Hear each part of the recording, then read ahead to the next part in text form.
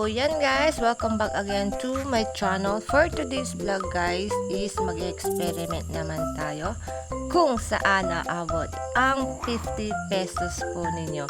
Yes guys, 50 pesos. So, nag-ikot-ikot po kami ngayon dito sa palengke po. Palengke ng mga hayop.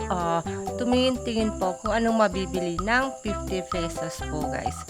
So, yan po. Yan ang nakikita ninyo. Ang mabibili ng 50 pesos po ngayon ay isang sisiw. Yan guys, sisiw.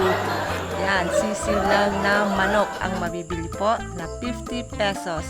So, yan guys. So, yan ang mabibili po ngayon.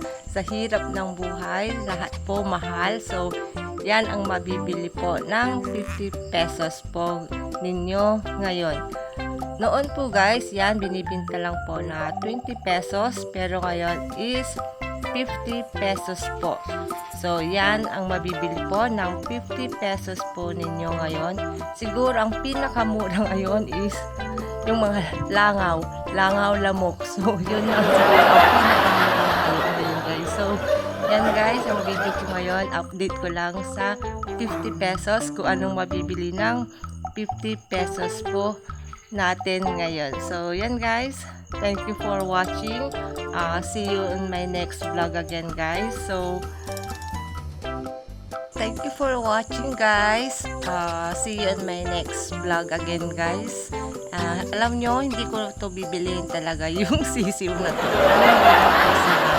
Kasi sa bata guys, nanginggan nyo lang sila sa kulay.